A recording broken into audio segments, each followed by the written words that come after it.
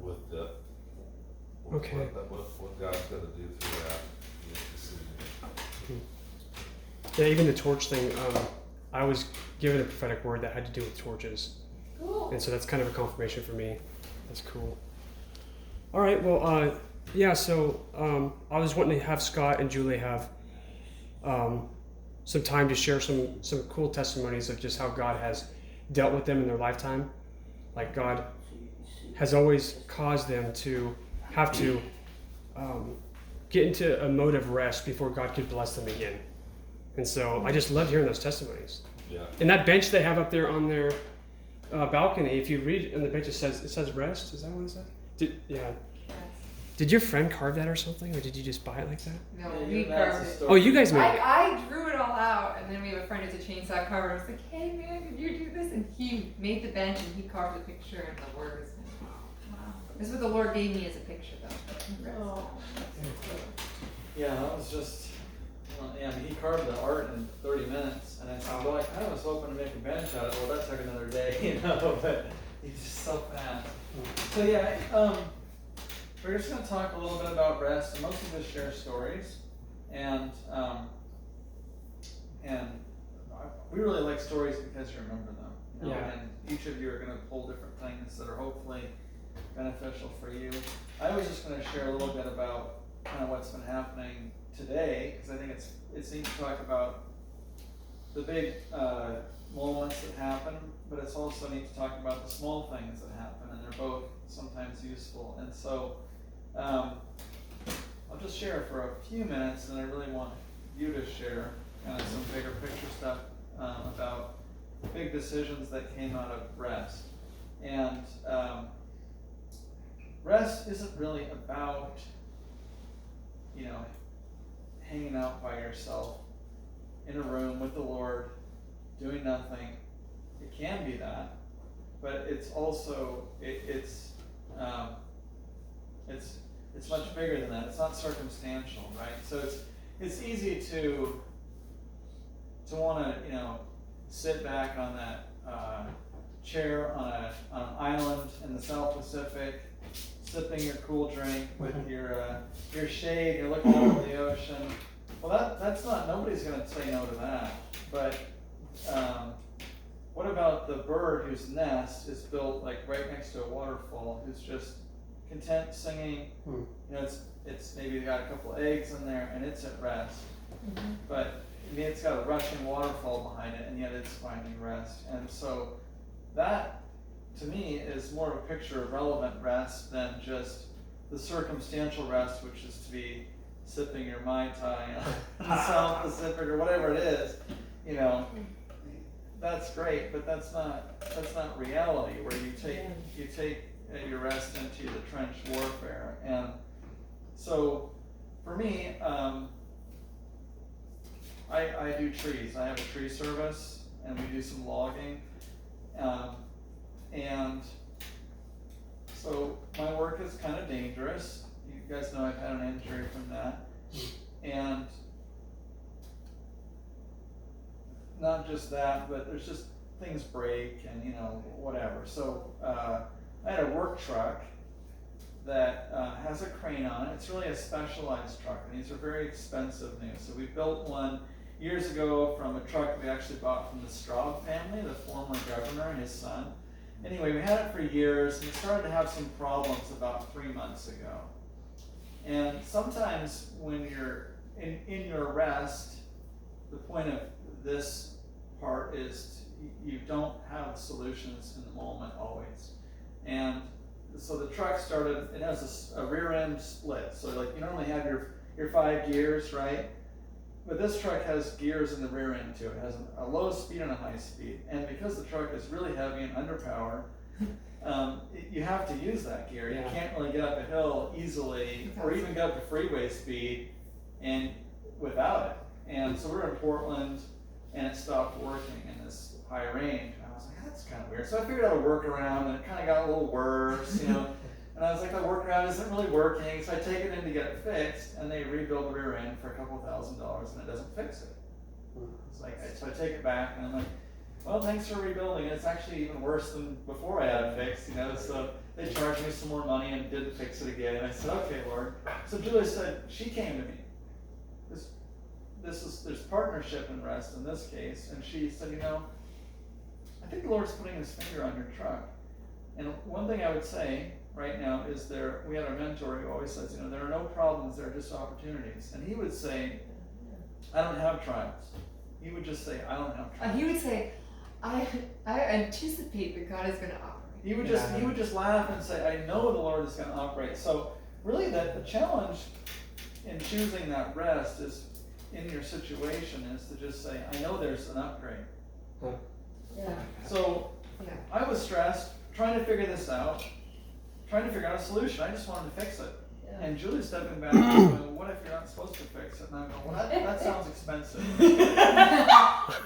Right? Because remember this truck, we bought it for like $4,000 and we put $30,000 into it, including driving to Edmonton Alberta in with a all the snowstorm children. with the kids to buy the crane, which is a specialized crane. This is way back. Without, I have to say, without birth certificates, which he pulled over in downtown Portland and I jumped out of the car and got him out of the machine and we crossed the border that night. Okay? So it was like by faith we made this thing. So, and so we just thought, we'll never sell this, we're just going to use it. We don't know what the Lord's going to do, right? So we used it, and we used it hard, and it worked great for us. Honestly, it was a tree killer.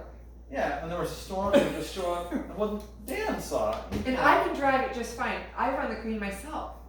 So it's like we can go out and do it together, so it's been really special. So it was really hard for me to accept that maybe there was an upgrade instead of, just saying, well, I just need a solution. See, there's always that tendency to want to strive instead of choose rest, right? Yeah. You get that? So you want a solution now. And I'm very much that way. My background is we need a solution, we need a solution, we need a solution. But Julie is more willing to say, it's okay not to have a solution, we're going to just shelve that one. So this is in February the truck starts acting up.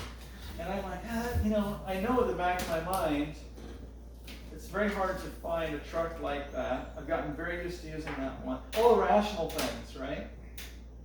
I need a solution. I don't want to deal with this. This is too scary. Does any of this ring bells? So anyway, fast forward a ways. I was looking, so I started to look for trucks. And then I started again, striving. I would look for a truck and I thought I found the perfect one and it would have sold or it would be way too expensive. The ones I really liked were like $500,000. Well, not 500, the drain truck. But anyway, they're all over 100,000. Yeah. And for us, that's a big payment, And I'm thinking that's not what we normally do. We normally like to do things without taking on debt if we can. I don't have a rule about that, but that's often been the case. And so I'm looking for solutions, but I kept looking, and the Lord said, you need to back off. You just let it rest. So I'd look again and say, back off. So I just stopped looking altogether. And then some time goes by and I just forgot about it. My truck is not getting any better, right? So I'm driving around. That's getting worse. I'm like, man, this is not good. Even my workaround isn't really working. And you can only go like 35 if it won't go into high range. You're really stuck. And that's kind of not really enough to drive on the freeway. And, I don't really get along with the DOT that well. So I'm not really looking for a reason to get pulled over. And I didn't have a CDL because I lost that. I surrendered that when I had my knee injury because he was drugged. And you have to voluntarily. This is all about rest, right? But when you have a CDL, you have to submit yourself to a drug testing pool, even as an owner operator. And so I get a mailer, and it says you got to come in for testing. I call them and say, I'm not going to pass. I'm taking narcotics. I had a major knee injury. And they said, well, you're better to come in and fail than refuse the test. You should have told us that you were laid up. I just forgot, So I go in and I fail.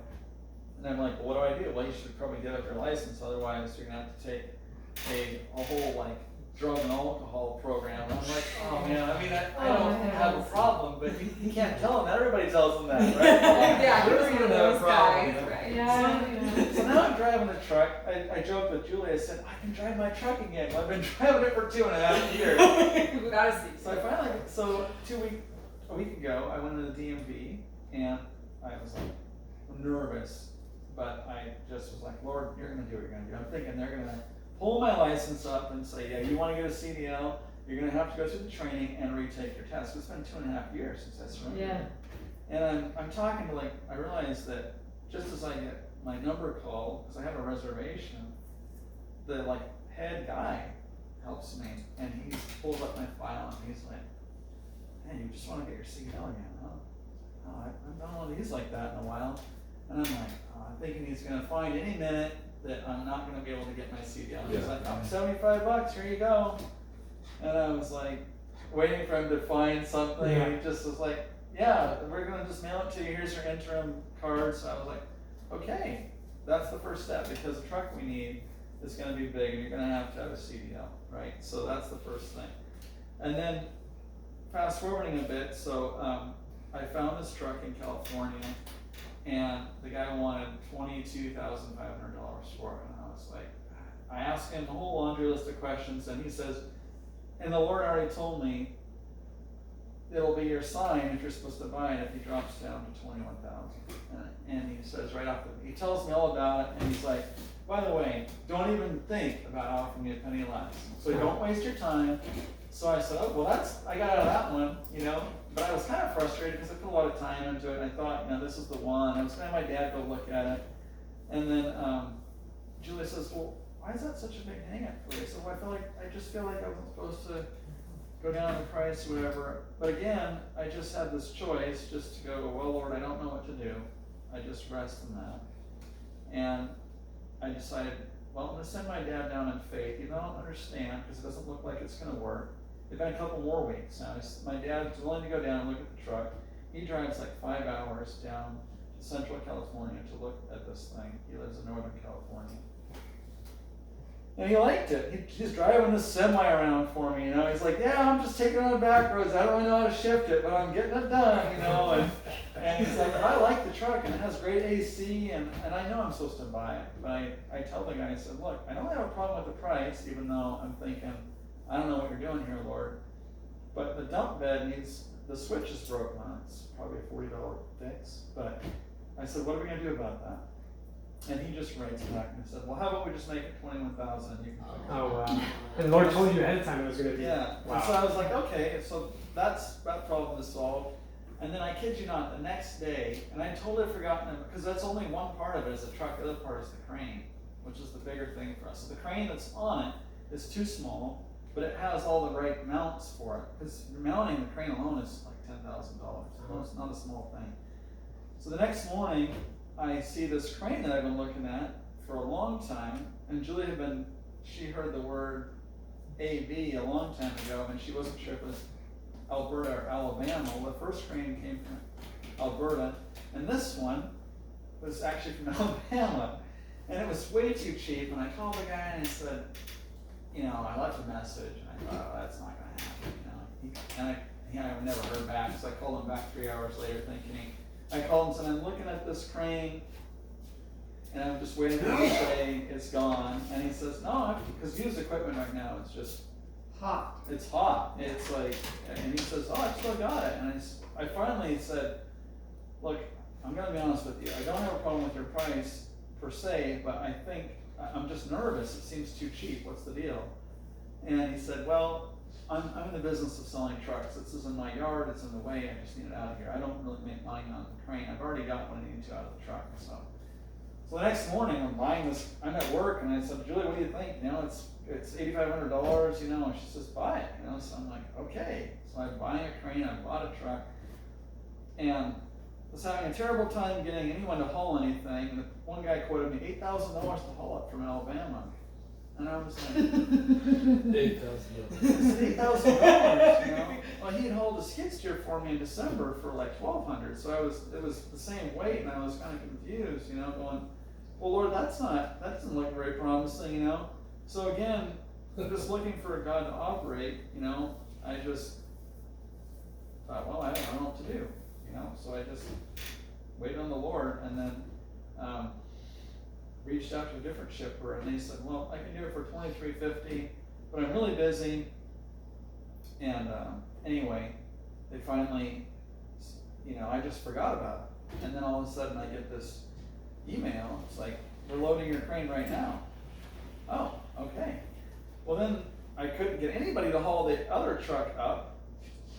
And then this week we've been doing this job. This is the other part of rest. This is rest while you're working, because this stuff is just coming at me. So I'm doing this big job up the McKenzie River. It's just huge. It's like it has 3 acres, and it's just it's like your place, but worse. You know, there's vegetation everywhere. On the property in 18th. It's 3 acres of it though, and she wants it to be like a park. And you can imagine how much time and money that would take. Right? Yeah. Every time I think we've finished the section, she says, well, can you limb that one up and take out that big scary leaning tree? And I'm going, well, it doesn't lean towards anything, but okay, you know. So we've just been slammed, and then I haven't had anybody to help me work. So again, I'm going, Lord, I don't know what to do. And Julie says, well, maybe you're not supposed to be working.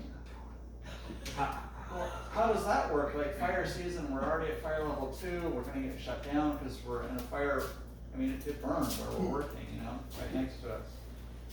So, again, I just had to table that one and just say, you see, there's always this tendency, and I'm trying to illustrate this, between striving and looking for a solution in your own strength, or just saying, I don't actually have a solution. I don't know what you have here, Lord. I need you to lead, and then just letting it go, and then waiting, and that you don't get this. With the work truck, it took months. I mean, and we're still months away from having the thing, maybe months, I don't know, from having it working, right? So all this is kind of going on, right? And stuff kind of comes at you kind of fast sometimes. Like, I don't know how many calls and emails I get in a day, and you guys might be able to relate to this. You still have the opportunity to choose rest when all that's happening. Yeah. You don't have to respond immediately. You don't have to let it move you. So there's a text that I've always claimed, which is, I have set the Lord always before me. Because he is at my right hand, I shall not be moved. That's, I don't remember the text, it's Psalm something, but it's a really good one, and it just means an awful lot to me. So, basically, what ends up happening is that I realize I need an excavator on this job because there's all this garbage and steel. It's all mixed up with the tree that got this huge old growth fir, all these limbs dropped on top of a bunch of garbage. So I need to kind of pull that apart, and it's just a giant mess. And this guy had come to my job yesterday, and we were talking. He was a contractor, and he said, it's very hard to find work. And I said, what's the solution? Workers. Very hard to find workers, you know. And he said, well, the solution is to replace a person with a piece of equipment. And he walks off, and I was like, that's an interesting thing to say. And I thought about that, and the Lord's like, bring an excavator out. Okay, bring an excavator out so you can move branches and load your chipper with them and stuff. Oh, okay, well, so I call an excavator and they're not available. Of course, right? And I'm thinking, I don't have equipment, I don't have workers, and here I am doing this big job that's time sensitive. I've already rented a water trailer. What am I supposed to do, you know? And that was today. And I've just bought a crane and a truck in cash, and so I'm kind of lean, you know what I mean? And I'm going, well, I don't know what to do there. And so, you know, I usually don't rent from Peterson Cat in the past because they tend to be more expensive, but they've actually been pretty reasonable with me. And I called them after talking to this excavating friend who always strives, and don't call them, do this. And I'm like, Lord, what do you have? Well, it's not what I have for you. Why don't you call Peterson? So I call them. Oh yeah, actually, I might be able to get an excavator for you tomorrow. I said, really? I'm thinking he's going to just tell me no. I said, yeah, I have one. This guy is, I think he's going to cancel on me, and I just have that feeling or something, he says, and I'll let you know.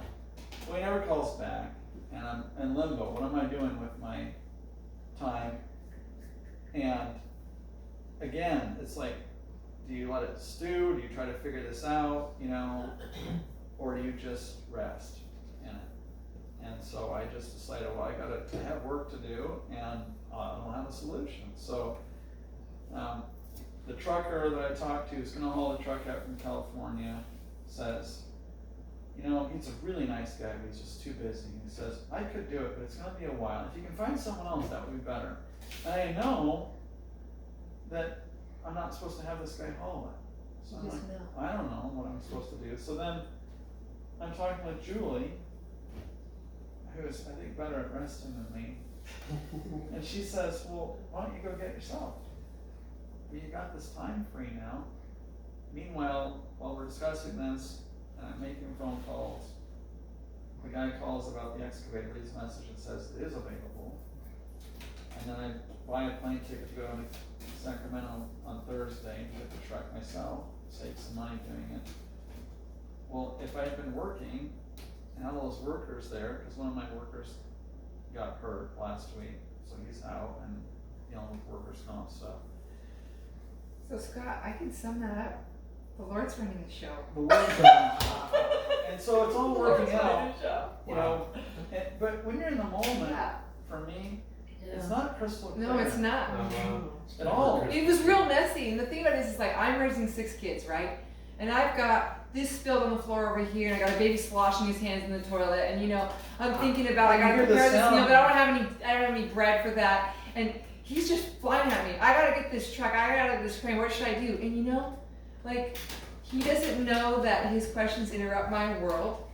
And then my brain just hurts. And when vice he's- versa. Yeah, like it's just like, oh, that hurt. Like I don't ever say, oh, that hurts. I can't think about that right now. I go, he needs my help, and I have to stop. And I stop inside, and I just let myself go to the Lord for Him. And you know, we don't belabor these things. We No. make decisions in 30 seconds and move on. Like literally. We don't have time to belabor them. We need Jesus to be real. We need Him to show up right then. Like I have to make. My role is I have to make decisions. Do you think, did we even talk about buying that crane in Alabama that I just texted you and you texted me back and I said, just yeah. said just send me an invoice and I'll deal with it. I mean, it's not, if you want to proceed in the kingdom, You can't walk in you fear. can't just You walk in the be Spirit. wishy-washy, and you gotta just know that the Lord is leading and trust that He's leading and make a choice and move forward in it, even if it doesn't look But perfect. I would say that for Scott and I, this isn't,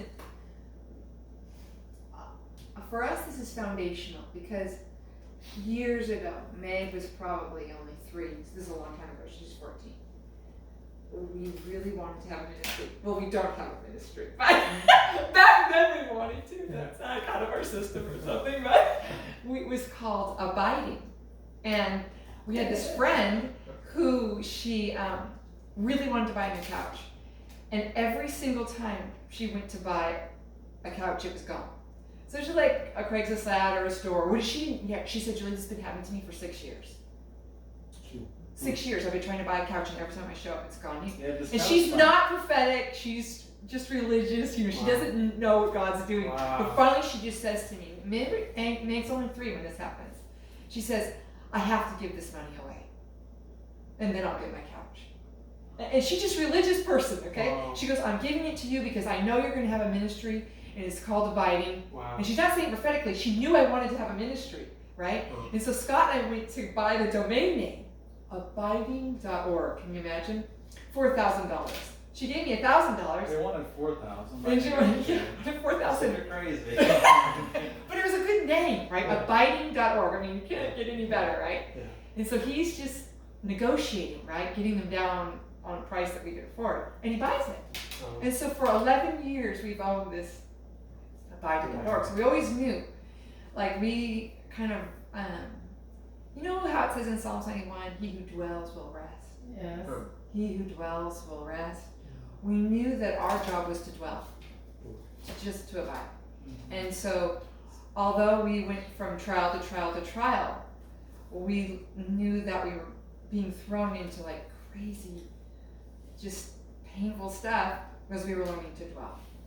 And one of the things that came out of the art of practicing dwelling was like I learned to be able to know and rest at any moment. Yeah. I just had practiced long enough, right? And like one time I was sitting on the floor here and we just kind of had a day as a family, and we were in the house, and we're doing a lot of resting. And I said to Scott, do you want to get a blasting license? Now this is like out of nowhere. Blasting, so that, We have never had a blasting in license. layman's terms, that's if you have a blasting license or a Type 33 permit, it's an ATF permit, you can go purchase and use Dynamite. explosives. And explosives, and ammo. Like, where in the world, why would I say to my husband, do you want to go and legally be able to blow things up? And he's like, oh, you are the coolest wife ever. Yes, I do, you know. And that summer we were driving through Butte, Montana, which is A mining town. a mining town. And we stopped at this building that the Anaconda family had owned it. And we bought this rock drill. To drill holes through rocks so you can put dynamite in. And we have no reason. We have no reason These to buy things, give this. these things away. So like, we buy it out of just for no reason. On vacation. On vacation, Out of we buy this rock drill, and then the guy shows up because Scott, you know, has to get this permit. And I go to the front door, and he comes from the federal government from a movie. His badge flips down when I open the door. It was flip, flip, flip, flip, flip. Like just like in a movie. And I'm like, oh wow, you're that guy. Yeah, And like he comes in and he he was interviews hardcore. Scott for 2.5 hours, and at the end, he leans over to him and he just quietly says, you know, with this license, you can buy any park-style fireworks you want. Well, Scott's nickname in high school was Pyro. He made fireworks, and I'm sitting at the table going, oh no. He's Like, not- what are You can buy any size mortar you want. He takes a rangefinder and he looks at it, he's like, oh man, you're 600 feet away from your neighbor. you can store 400 pounds He looks at of this munitions table and he here. says, you can store 450 pounds of ammo. And we're just like, okay, that's not really what we're Well, let's do fast forward. Like, why did we do this? We don't know, but this came up out of rest. Like, we wanted to have a blast. You didn't know why you bought it at the time? No, listen to this. No, No, we really didn't we know. got all this stuff, and we got this license and everything, and they allowed us to have it because we have a tree service, and we told them we're going to blow stumps out of the ground for work. I mean, you have to have a legit reason to have one. Yeah. And so then when we got to the promised Which we land, did a little bit of. and Scott was going to build our house. The first step was to excavate the basement. And he gets down there in a skid steer, and he comes home and he goes, this is not good news. Half of our basement is a rock. Well, I was trying to excavate. Like the size of this room. Wow. And he's like, I don't know what to do. And he talked to different people, and they're like, to get that out of there would cost $12,000. And we were just like, no. And so he took his drill, and how many I holes? measured the depth I needed to go to, and I measured I could show you the video, but I drilled 32 holes. We should just show that. Anyways, he packed them with dynamite and ammo, and they were I all don't linked have to do together. it twice, so I decided we're gonna load. I had a guy who was an explosives expert who I went to a class with come out. He's a character. This is all on video. It's unbelievable. So we drilled these 32 holes and filled them with dynamite and ammo, and I thought I'm not gonna do this twice, so we're gonna load them up. I mean, we had 200 pounds of explosives in there. Oh, we were down here, and because we had to be safely out of the way, I blocked the driveway up. We had the air horns. we notified our neighbors, and when it went off, people in the valley were screaming. Whoa. I mean, I got to the post office that week, and there's this guy that lives right down here, and I go, oh, Mr. Biggs, you know, I've been doing some blasting at my place. Oh, we know. You know, that was his comment. Oh, we know. And it was a perfect blast. And for the kids, and Scott and I, during the blasting season, we were in a very hard, scary place in our own lives, okay? So although this looks really cool and fun, we were pressed at that time beyond measure. And we did this blast, and it's super cool. We can look back on it and go, oh, that's so cool. Our house is built on a rock, right? Wow. that's We cool. really tell you, oh, it is literally a rock. Like when we Yeah. poured the concrete, like we had to put rebar ties, and the rebar ties were on rock. Really, you guys have to see this. It's got one. No, I wanna see it. And so a little bit later, this the ATF lady came like 4 months ago, and Scott and I were meeting at the table, and this is it. And she says to us, so you are now an LLC and you're partners, and she says, oh no, your wife doesn't have a blasting permit. And so she's like, she has to go down to the to the firearms place and get a fingerprints, and she has to get a blasting permit. So I go down to the firearms place in Springfield over there by Weimar, and I walk in, and the guys say to me, so are you here for a nursing license? And I said, no, I'm here for a type 33 permit. And they stared at each other, and the one guy had no idea what it was, and the one guy's mind was turning, and he looks at the other guy and he goes, she's here for a blasting license. And solemnly they take my fingerprints, right? So the lady, I say to her, I go, okay, like how many people in Oregon like have this license? 250. And I'm thinking to myself, how many of those people are women? You know, like one. Wow. Wow, that's. All right. Yeah, real quick, just for fun, because God is practical. I drilled 32 holes in preparation for this, ranging from about 2 feet to 6 feet in depth. Here they are. So here's shot number one. We're going to attach our blasting cap. We're going to peel back This guy's a this character. corner and blow all the way back here. Those are all 3-inch holes. They're bigger than they look. 32 Wow. holes filled with a stick of slurry and ANFO. So our last 9L cap flagged, see if the whole circuit went to make sure there's no misfire. So Scott, tell everybody what ANFO is. It's just ammonium nitrate. It's what they use to blow up the Oklahoma City group. With Wow. diesel. With Wow. diesel, yeah. It has it lights at 458 degrees Fahrenheit. Wow. Everybody knows. Just comes out of fertilizer bag. Very powerful.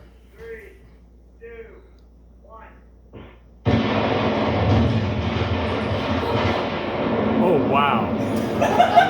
Those rocks, some of those are 2 or 3 feet in diameter. Wow.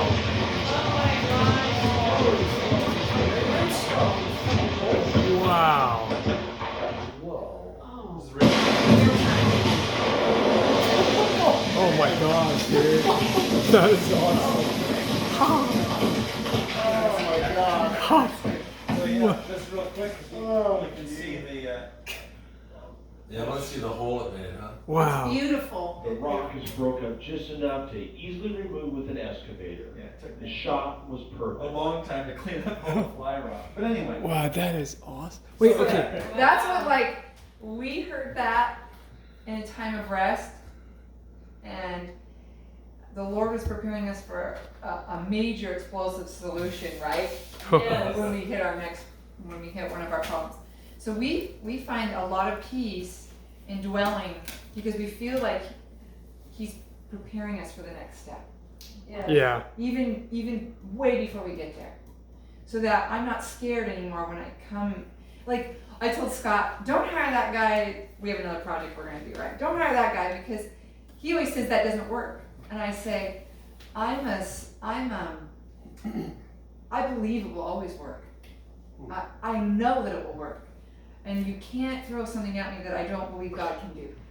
You get me? Like, I just always go to no, even if it's impossible. Even if it's impossible, we're going to do that. And it's like, There's always a solution. there's always a solution. So in my mind, no matter what problem we face, there's always a solution. Now finding the solution is key though, is how. And you don't rack your brain to figure it out. You literally just say, I don't know, and sometimes you just table it. So there's this really, I'm sure you've read in Hebrews 4. I'm going to try to go there. Hebrews 4, yeah.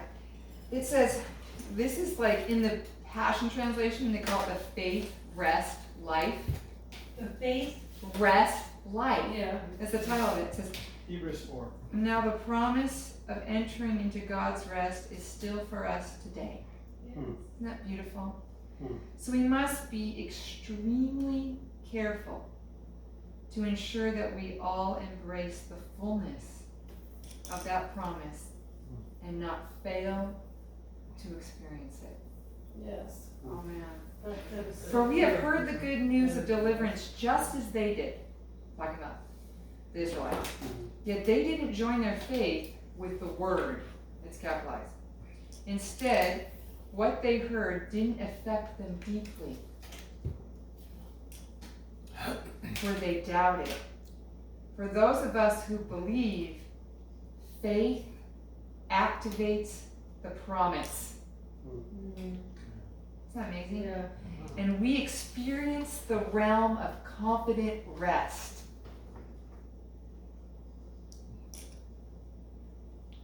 Now, the last part, I just love this part. It goes on and I won't read it all to you. For God still has ordained a day for us to enter into called today. For it was long afterwards that God repeated it in David's words. If only today you would listen to his voice and do not harden your hearts. Now this promise of rest was fulfilled with Joshua, when Joshua brought the people into the land. God would not have spoken later of another rest yet to come. The faith rest life, and we should do everything to enter into that rest. That's what it said, to embrace that, to ensure that we have it. I think a part for me that helped me come into rest, my family strongholds are probably depression and anxiety and fear. Really, those will just pretty much take out rest at every corner. Yeah. And I think I struggled with anxiety so much so that I was starting to be unable to kind of leave the house, make decisions really well, scared of people. And I said to Scott, I have anxiety really bad. And it was getting worse. You know how those things go. You feed on it, it gets worse. And him and a friend prayed.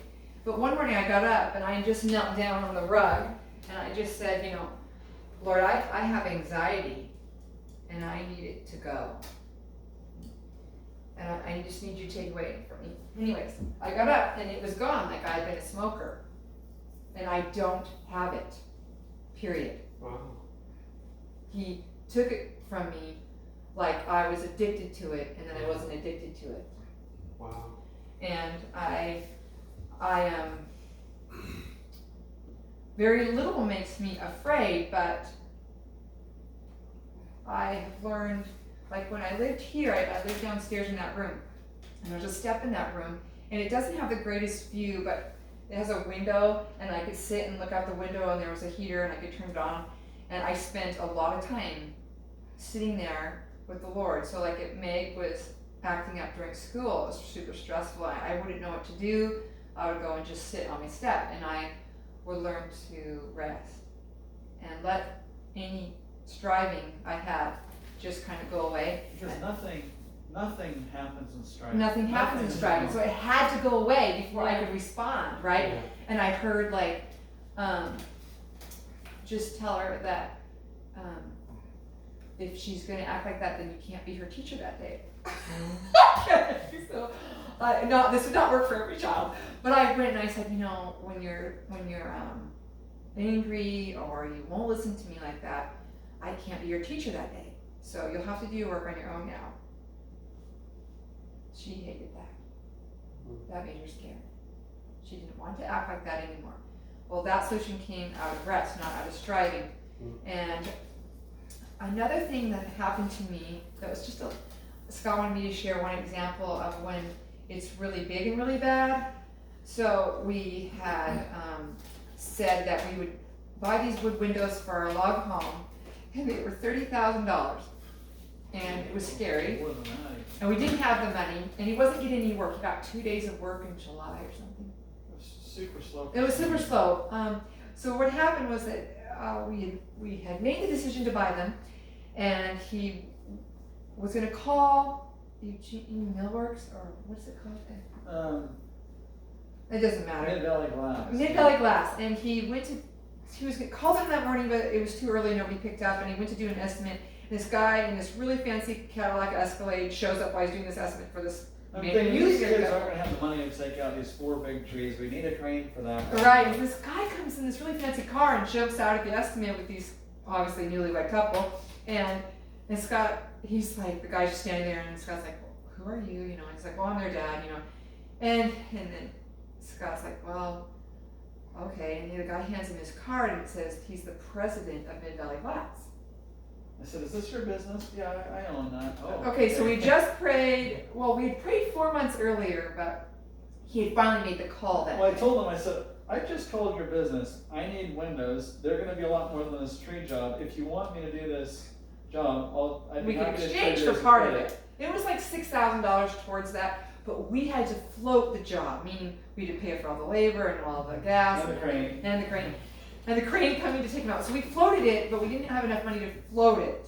And we were really struggling. So like the way we made it was that, this is super rare, but we get a cat call, cat's in a tree, and you get some cash from saving a cat from the tree on the way home. Oh wow. And just little things were getting us by, but it was stupid, right? Like we were like, oh, saving cats, they're peeing on it, you know. And we were making it, but we weren't really making it. We had to take a loan against our van, and we were still $14,000 short. And we had a wound from doing that driveway without the money, so we were just Really nervous. and now we didn't have any work, and it was just like no work, no money, big bill, every day just stay in the Lord, right? And not worry. And it was a constant challenge. Every day I had to make up and make the same decision every day. I'm not gonna worry today. And I think we talked to my dad, and my dad and my grandfather, we talked to them about the windows. They wanted to help, but when they heard how much it was, they thought that was a lot. $14,000 was a lot. And so we never really heard from them. And fast forward, they took a little longer making, and so it was September, and they were supposed to be done in beginning of August, but they were done in September. And my dad calls, and he said, well, today I'm gonna call you at this time, like 10 o'clock in the morning, and I'm going to transfer the money for the windows into your account. Oh, it's fantastic, right? So I'm like, I take the phone, I'm at Luis and Gary Miller's house, they go to Kairos. And I said to Luis, I gotta go to my van, my dad's calling, I gotta give him my routing number. And my dad puts the money into my account. And I think it was from between 2 and 4 minutes that I was in a period of circumstantial rest. And then it's at Luis's house, and then Scott calls, and he says, well, I'm hurt. And I said, well, I'll just come get you then. No, you can't come get me. Well, why not? Well, you can't come get me. He said he could actually have that conversation with me. So I went through this period where I had this kind of having to choose not to be nervous everyday trial that ended. I'd fallen. And then 4 minutes, maybe, I'm not kidding, 2 to 4 minutes later, I was back in a more severe trial. So I actually had no break Wow. in my heart or in my life, and I was used to having a break, which I'll talk about in a second, but I did not have a break. And now I've gone from this kind of pressing trial, now I was actually thrown into trauma, and I went into shock. Like, I wasn't physically injured and I didn't know what shock was. But when I got to the hospital, I kept saying the same thing over and over. And what I was saying was, I would just look at people and I go, I think I need to get a job, right? I need to get a job. I need to go get a job, right? I need to go get a job. And I kept saying that. And I didn't know that was shock, but I was in the ER, and I said there was like 9 people working on Scott. And I said, well, I'm now scared. I feel scared. And I'm alone with all these medical people. And they looked at me and they said, this is scary. This is trauma. That's all they said. And I have a newborn baby with me. And I step out into the hallway, and some chaplain comes by. And I said to him, I'm scared, because they said to me, you need to step out now, because this part of his leg was over here, Oh, wow. and they had to put this part back into here, and they said he was going to scream a lot. Oh. And there was just a curtain, like stepping out was doing me any good. But so I'm now in a very new place, because I feel like I'm a single mom without an income with 5 children.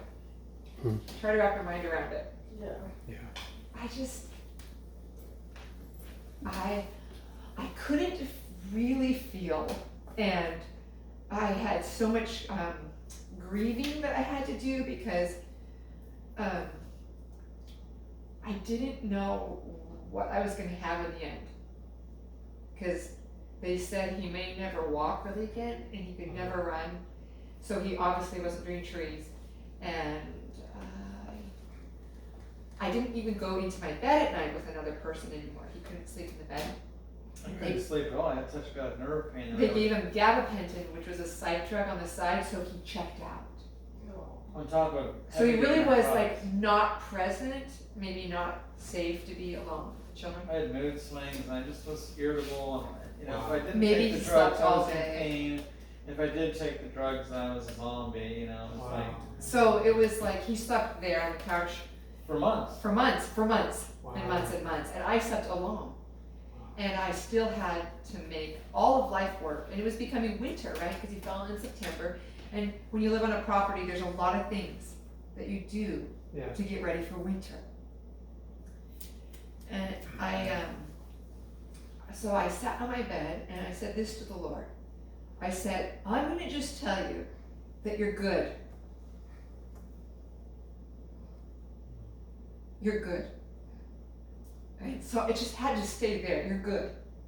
And I said, this isn't going to be over until it's good. Because I had done the impossible enough to say it's going to be good. And right then I had a vision, and I don't have a lot of visions in the day, but this is what I saw. I saw Scott in a pair of nice dress wool slacks with a That's black some sort of proximity. button-up shirt, like with short sleeves, a black one, really nice looking, with a belt and with black dress shoes. And he had keys behind his back. He was holding them, and he was walking with quite a stride. And although I've only been to this place once, I know what it looks like. It was the Eugene Faith Center. I saw him come out of the Eugene Faith Center with keys behind his back. That's what I saw, with a stride. And that's what the Lord gave me to hold on to through the whole trial. Wow. I saw him with a stride coming out of the Eugene Faith Center, which had to be prophetic, with keys, lots of keys. He's coming out with the keys. Wow. And I really couldn't even share it with him because he couldn't Wow. comprehend. It was just me alone, and I would just, if I got to that place where because when you're that depressed, you feel like sometimes you could go crazy. The baby was got sick every time he ate, and I actually said to one point, I remember saying to Scott, like, 'cause I had nobody to help me, but he just screamed all night. I said, I think God is angry with me. That's where I was like Job, right? God must be angry at me. I don't really know why, but it was night and day now. I was suffering without sleep and without, like, I remember one time he got up and he helped tighten a screw on one of those chairs. But like, I'm used to somebody who, I need you to get on the roof. I need you to fix this thing. I mean, I need you to go stack that pile of wood back there that fell. Like, you got to hook up the boat trailer. You know, I could not, one thing could he do for me anymore. Yeah, wow. I had to do it all, right? And I just kept saying he's good. And I walked all the way up to the log house one day, and I sat on my bench that says rest. And the Lord said, I want to tell you 3 things. Now I want you to know that the log house didn't have windows, and Brian knows, but I'd gotten the windows. Remember? They were wood, but it was raining, and the house window holes were open, and it was flooding towards the wood windows, all $33,000 of them. And at 1 in the morning, I was squeegeeing the water out of the house with big brooms, right, to try to keep it out. And I was trying to protect them, but I had no way of putting them in. And Brian came, and he was like, whoa, and this is going to be a process, Julie. This is not, you can't just put those windows in, right? And I was like, oh, okay. And so I go up there to my place. It's like, I feel like I'm in a huge mess up there, not only in my house here, but I'm in a mess there. I have no solutions. And I sit down on the bench, and this is what the Lord says to me. He says, Scott's going to run again. That's what he said. Wow. Scott's going to run. That was my very first thing. He said, go home and write it down. Scott's going to run. The second thing he said is, I'm going to finish your home by the end of the year. Wow. He said, go home and write it down. Wow. And then he said, you're going to have 3 sons. I had 1. Okay, these are those are all really a big deal. Wow. So I went home and I wrote them down, and sure enough, we went to check out this logging job and it was uphill. And Scott says to me, I'll beat you. Said what? I'll beat you. And so he started running up this hill. Where's that? It was up in Hammies. Oh, wow. And I was like, all right, I'm going to catch him. And he was running, which Awesome. he should have, they said he would never do. I logged that 45 loads of logs, did most all the cutting myself, hand cut the whole thing. And then how Which I long never after been the able to injury? do. Huh? How long after the injury when you? That had been a while, probably 2 years. But how long after the injury when he was running? Oh, yeah. Well, I have to share this. 7 months after he fell, there was a storm, and I said, oh, you're not going to be able to handle this. You know, there was 17 inches of snow out there. And Everybody's calling. I got yeah, a everybody's tree in saying, my he's house. not going to handle this. He's not going to handle this. And then he goes, will you go with me, wife? We already sold the chipper. We were shut. We didn't have a chipper. We just had a truck. And then I go, okay, I'll go with you. We'll do tree work together, right? And I had to run a saw. I even tried to sell the truck, but we had. So we one go out tree. together, and the first job's at a mobile home park, and the tree he needs to climb is 12 feet high because it's a mobile home, right? He can't go that much farther. There's a huge branch that had just broken off and was And I say, resting on. he gets on his spurs. And see, the reason why his knee came out is when he fell from that tree and he hit the ground. The spur is really tightly strapped here with a metal bar, so the leg had nowhere to go. So the leg came tore out and severed all of his ligaments and The bones the couldn't nerve. give, right? Because they were all. Right, they couldn't get it. It was just very traumatic. So he puts his spurs back on for the first time and his harness, and he climbs this 12-foot tree. And he does fine. And so the next day or so, he does a 30-foot tree. And in a couple weeks, he's doing 90-foot trees. Wow. And then he's doing massive crane jobs in just that amount of time, just like that. Wow. He's just all better, right? He can do it, and it's just unfathomable. Anyways, God is good. Yeah, so God miraculously healed him. Then, didn't He had to. Because I've never heard of like that serious of an injury where you just fully recover like that. You know, the guys that I worked with, beforehand that have their own tree service, they said they really couldn't tell the difference when I was climbing. So they were saying to them, This was the, Praise God. and that was in 7 "Probably months. not quite as much of a cowboy." 7 months? Yeah, 7 months. That's unheard of. Well, even the orthopedic Amazing. surgeon, so I went to my year I don't visit. believe it. Yeah, I don't believe a word of it. Tim, are you gonna be a party pooper? Thank you. Thanks for coming, Tim. Early comes early, you know how that is. Even the orthopedic surgeon who I'd seen, you know, I got to know him a little bit, of course. I mean, he said to me, he was the one who said, you know, you're going to be lucky to walk. You're not going to, you know, you need to find some other kind of work and stuff. He's like, it's a nasty injury. And I finally said to him, I think after my surgery, I said, you know, I understand why you say that. You know, you want to temper my expectations, but I said, I have faith that God is, you know, He's not done here, and You know, you told him, I have to have hope. I have to have hope, you know. And he softened a little bit because he was kind of a jackass, and I guess for recording, that's the truth. You know, he was just kind of I didn't really, you know, you don't understand what's going on from his perspective. You know what I mean? He had Well, you don't know this, but when you first got into the ER and they're going to put that thing on your leg just to hold it in place, the guy told me he kept saying over and over, this is a life-altering injury. This is life-altering. And I kept thinking, wow, like, why does he need to tell me that, you know? But so it was I more went through severe. physical therapy, and it really wasn't. It was nothing. It wasn't going that great. You know, I mean, we would just struggle to get the knee to really bend, and then he would tell me, you've only got so many days before It's going to harden. you You won't be able got to bend maybe again. 10 days, and that's whatever you get is whatever you got. It's not going to, you know, you're done. And I was like, okay, you know, so when I went back a year later, long story short, to see my orthopedic surgeon, we didn't talk about my knee more than 30 seconds. It was all about trees. We went to his house and To do a looked tree estimate. at a huge tree estimate, met his wife and his He kids. didn't even, and- like, I don't even know, like, how he changed his tune, but it was weird. yeah. We just kind of looked at each other like this the whole time, like, he's talking trees, okay. And he was like out of a movie. I mean, you just go, Lord, this is actually happening. Happening. So, That's like awesome. Wow. Yeah. Well, I that's mean, probably good. you know, I think when you're in those times where things don't look good, you have a choice to choose rest, which is, again, not just choosing. It's not passivity necessarily, or It's not checking out. You're not checking out, but you're just saying, I don't have a solution. I really am in a jam. But Lord, I know that you're good. And I remember when I fell, I don't know if you noticed, but before I called you, I knew my injury was bad, but I had probably this wound where I just always try to, I feel like if I can walk it off, I'm good. So I tried to walk 3 times. Oh, wow. We fell And over. I just fall over. You have gross instability. There's nothing holding your Oh, knee. yeah. Wow. And I was like, I remember asking Dave Cornwell, and I said, is it bad? And by then I was lying on the ground. I didn't want them to cut my harness. I was like, you can't cut this off. And they're thinking, the helicopter's landing over there. This is small potatoes compared to that, but I still wear that harness. The $30,000 ride, yeah. Yeah.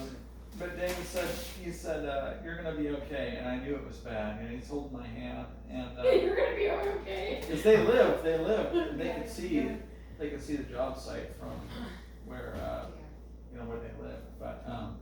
But I kept saying, the point of this was I kept saying, God, I know you're good. I know that you're good. Wow. God, I know you're good. And it was like sustaining me. It just kept coming out of my mouth, even though it was terribly painful. I just never could pass out, it seems like, but I wanted to. But I think that making that declaration right at the beginning probably was more important than I realized, Wow. Yeah. And God Speaking honored that life both over of you were yourself. saying that. Yeah. You were saying God is good. We didn't know we were saying it. We said stuff, but we didn't really have a lot of communication. Yeah, I was wondering that. It's like you both individually. It was definitely a trial on our own. Wow. Yeah. And everything that we kind of lost, from that injury, I would say, whether it was the chipper or Right, it was redeemed. it was all redeemed, It was interesting because Kathy Pelton, she's you know her, Oh, right? yeah. The prophet lady, yeah. Yeah, she gave That's us. how she's coming back. Yeah, she went Isn't that back. cool? She gave us a word because we were friends with her, but she said she'd never really heard it like this. But she said that the Lord told her that we would be repaid tenfold for all the pearls that we had sown and all the perils that we had faced. Which I don't really know what that looks like, but I think one thought I had when I was coming to share this with you was obviously we're just sharing snippets, and there was other things we went through that were just as hard, but I didn't know why the Lord was having me go through it at the time. None of it made sense because I didn't have perspective, and now I know, just like going way back perspective, is that when you enter a walk with Christ, it's like you're going to get hinds feet in high places. Yeah. And that means you walk with sorrow for a while. And you walk with compassion for a while. And you pick up those stones along the way. And I was reading, one of those dark times, somebody said to me, oh, you should read Hinds Feet in High Places. Wrong time. I was reading it and I think I just threw it in the garbage. No, really, I was so angry. I was like, that makes me feel sick. Yeah. Because I was too close to the problem still. Yeah. I didn't have perspective, and so I threw it away.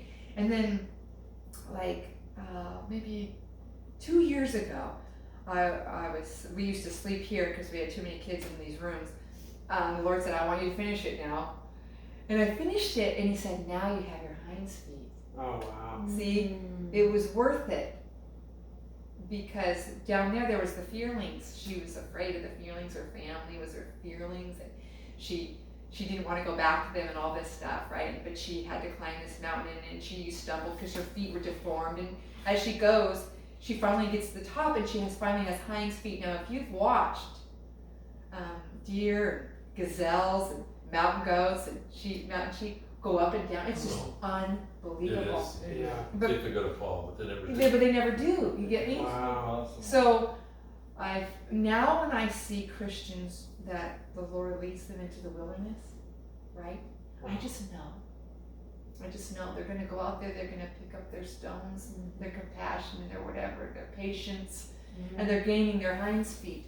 Wow. But at the beginning I didn't know, and I feel like for me, my coming out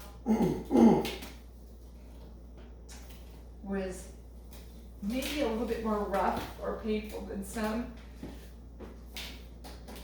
I think some people are more settled and maybe in their identity and their destiny. I didn't have either, and I didn't have the hope of having either.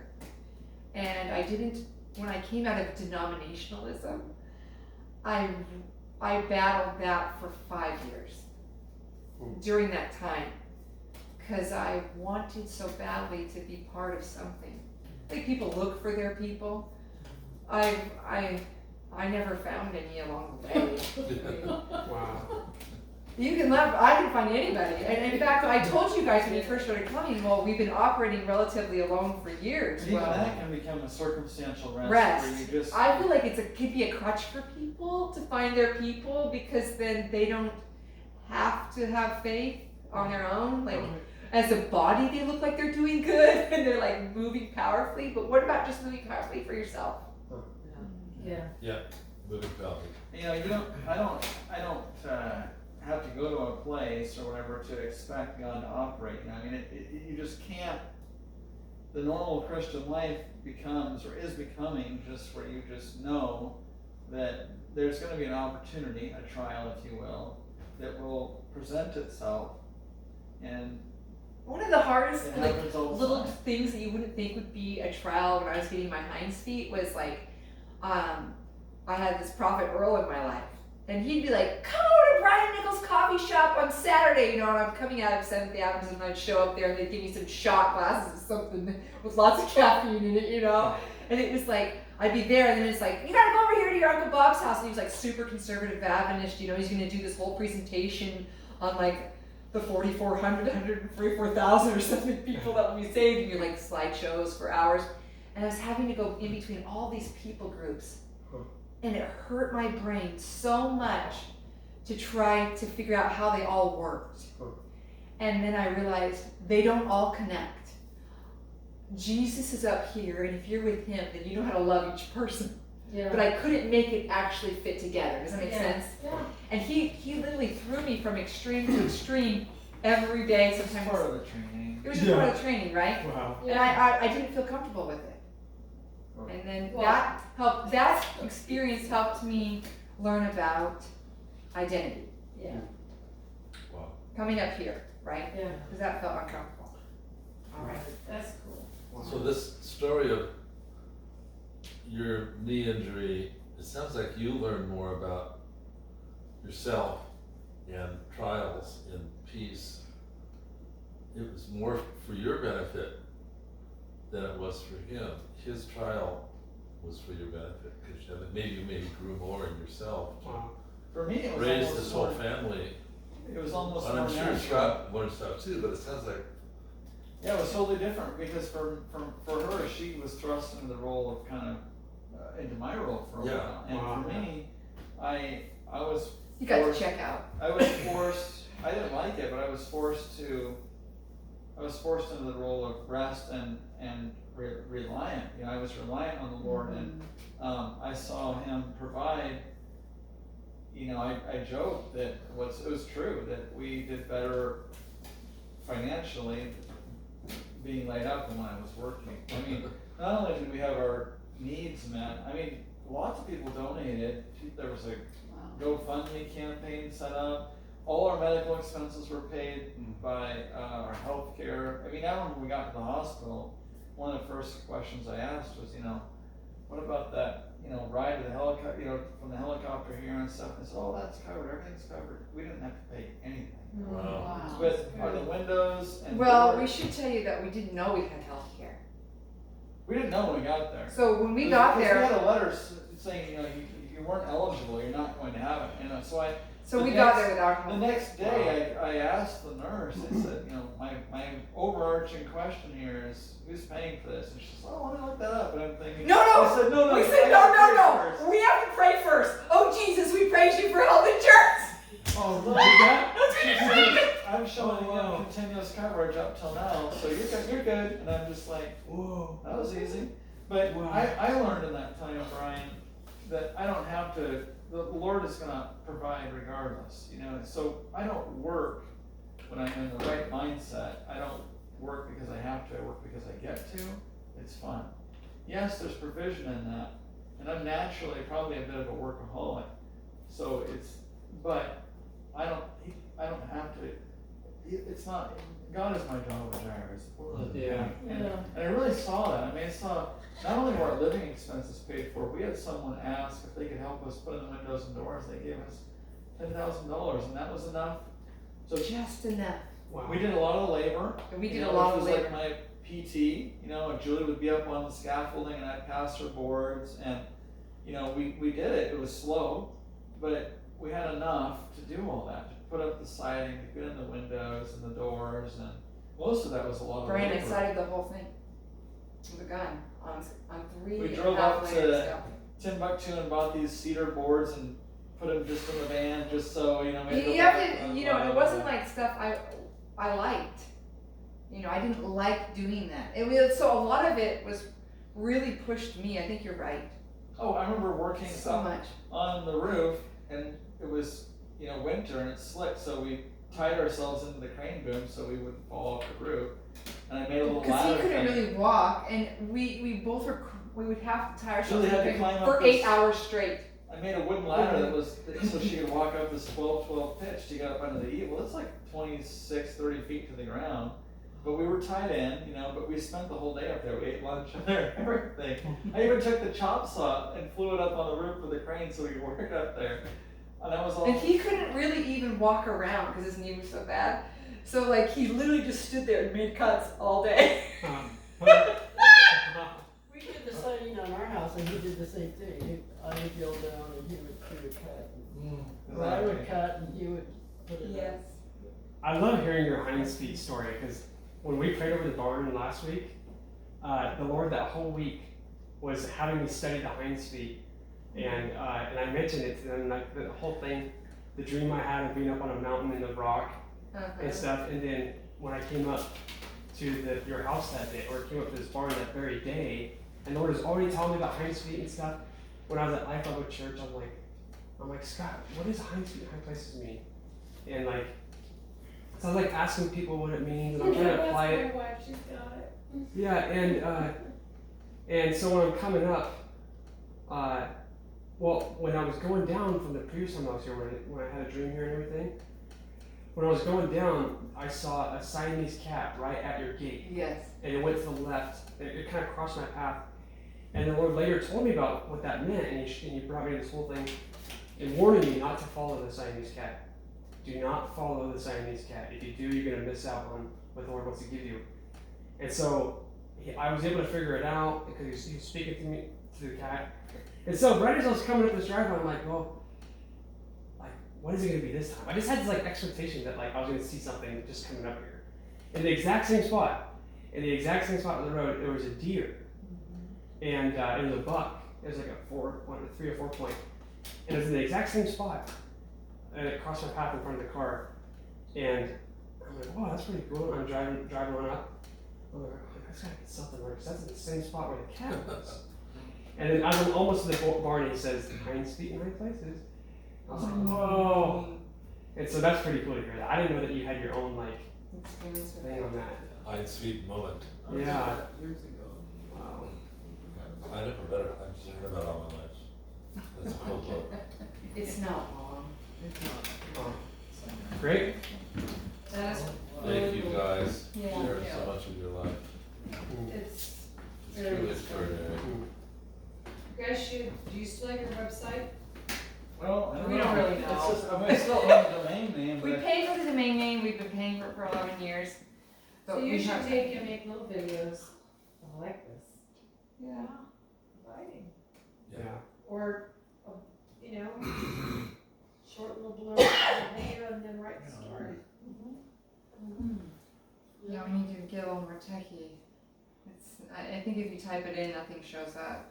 Did any of you guys pick up on anything, maybe prophetically, about them getting a blasting license, and they didn't know they were going to need it, but they got a blasting license randomly out of a season arrest, And the drill. and then they blew We up bought the that rock. drill. well, it says I always up just as- thought that was so cool. I was like, oh man, I feel so you can see the next challenged one in on the spirit to Yeah. just, I mean, literally, I'm thinking, I mean, listening to the story going, oh dear Lord Jesus, I'm such a wimp. You know what I mean? I mean, it's like you tell me one simple sentence and I wrestle with it all day, and whenever I go to be partly obedient, it's just like halfway, and it's not really there, and here they're just like, oh. But you know what the Lord told me though, Anita? He said, he said this, which was really encouraging. He said, because I was just like, Lord, what's the deal? You know, like I don't know that I would say I'm really always a yes person. He said a little bit of obedience goes a long way. It's not so. That's gentle. great. I just thought that was so gentle. I know that was the Lord. You know, 'cause it's, but I think there's more to it though. It's like when you obey a little bit, you taste and see that He's good, and you're willing to go. You're willing to okay, well, Yes. you know. Because I mean, I kind of forgotten about that 3 sons thing.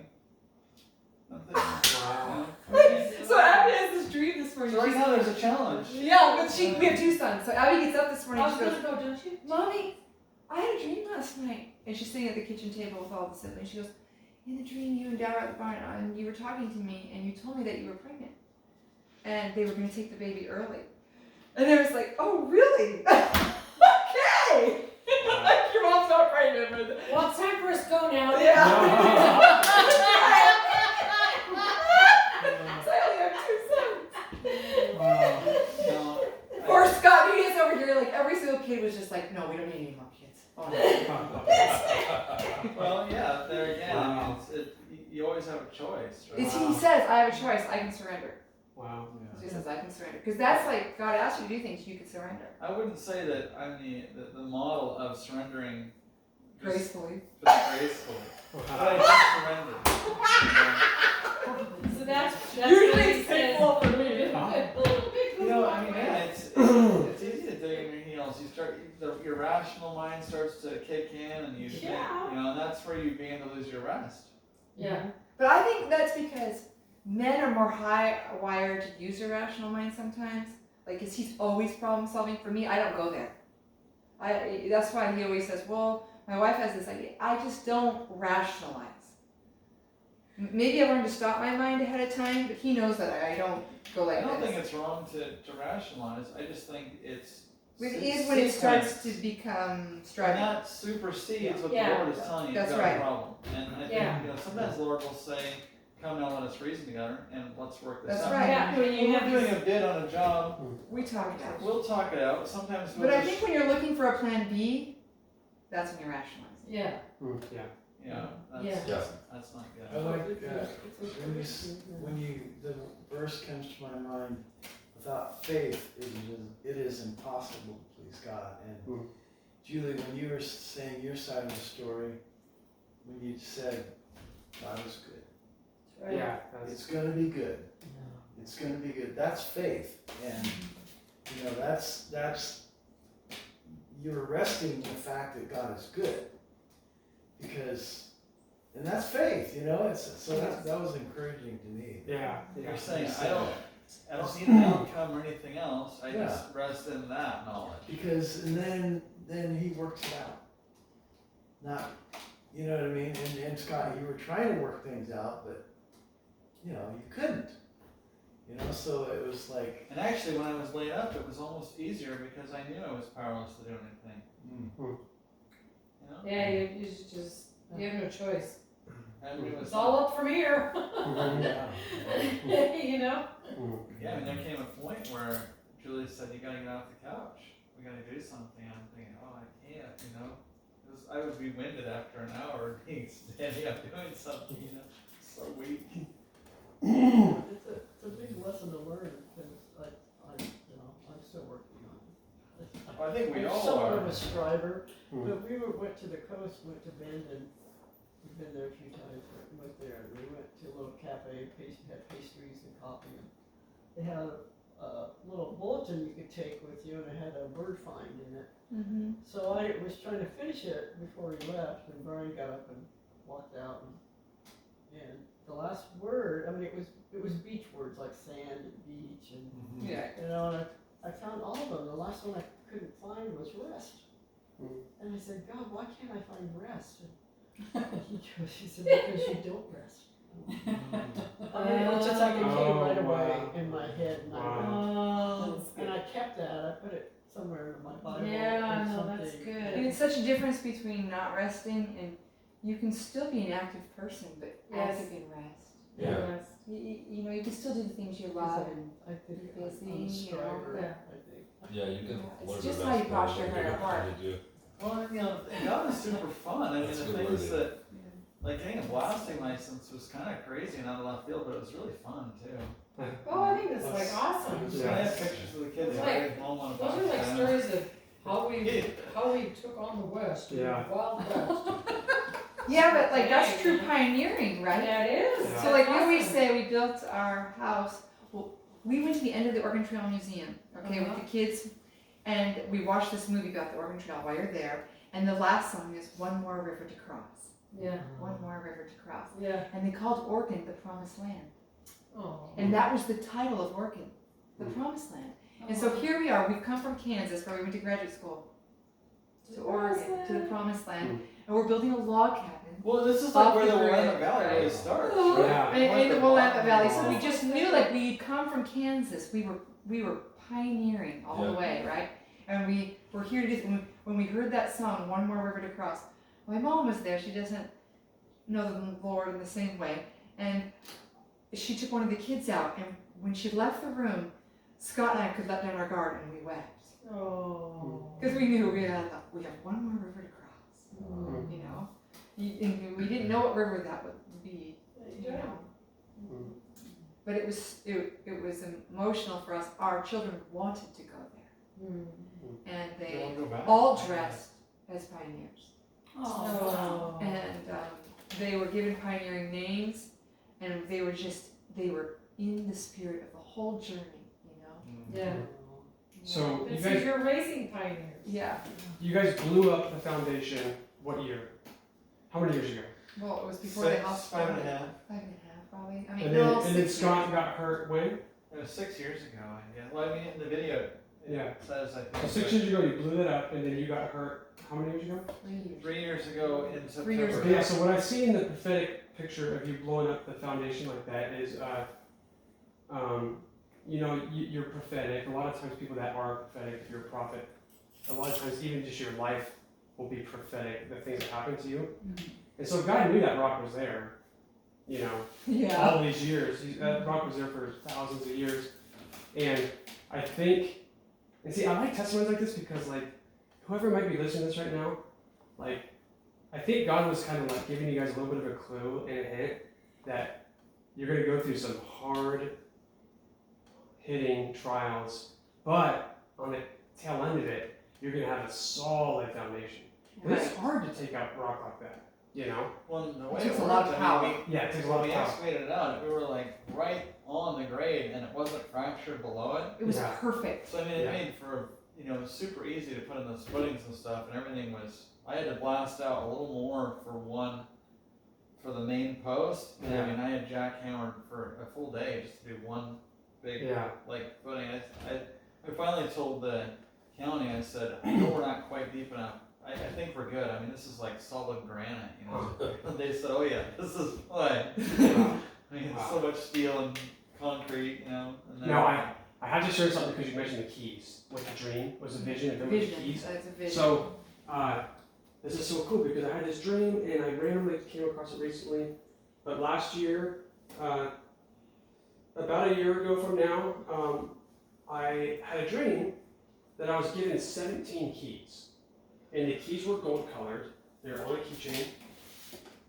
And I had this big key ring with the 17 keys on it. And each key was worth, like, I think each key was worth $1,000. And it's like, I remember like, wow, each key's worth $1,000. I could make $17,000 right now if I just sell these keys. But I knew God didn't want me to sell the keys, but this is how much each key was worth in gold or something, because they were gold keys. And when I found that dream again just a week ago, I was like, whoa, that dream was right after. Like, God gave me that dream, and I knew what the dream meant. But God gave me that dream right after I went through a really hard trial. And so when I hear what you said about the vision for him, right after I went through that really hard trial, given keys. That's That's coming pretty out of cool. Gene Faith Center. And what did the keys represent?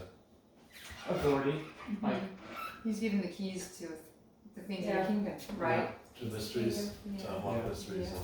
But he's coming out of the faith center, so it's, Yeah. you know, Yeah, he's faith. worked by faith, Yeah. Mm. Oh, yeah. right?